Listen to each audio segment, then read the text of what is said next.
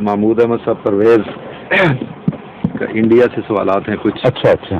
یہ کہتے ہیں کہ کیا نماز عشاء کے بعد وطر پڑھ کر نوافل پڑھے جا سکتے ہیں؟ وطر پڑھ کر نوافل کا شوق کیا ہے؟ سوال تو یہ ہے. اگر تو وطر کے بعد اچانک کوئی ایسی ضرورت پیش آ جائے، کوئی غم کی خبر، کوئی فکر کی، تو اس کے لیے سوائے ان اوقات کے جن میں نمازیں ممنوع ہیں ہر وقت نفل ہو سکتا ہے، لیکن بالعموم سنت کی مطابقت کرنی چاہیے. اور سنت یہی ہے کہ حضور صلی اللہ علیہ وسلم تمام نوافل کو آخر پہ ایک رکعت پڑھ کے وطر بنا دیا کرتے تھے. اور یہ اللہ تعالیٰ کی کوئی خاص حکمت ہے. فرائض میں بھی یہی حال ہے،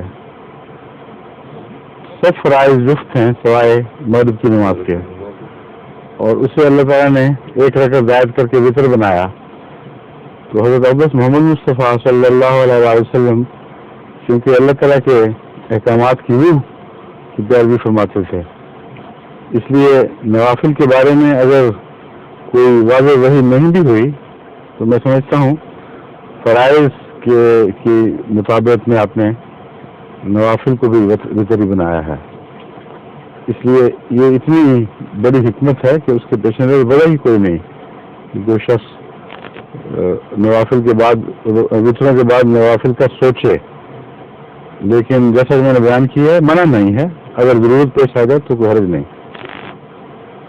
ظہور مہدی آخر زمان ہے.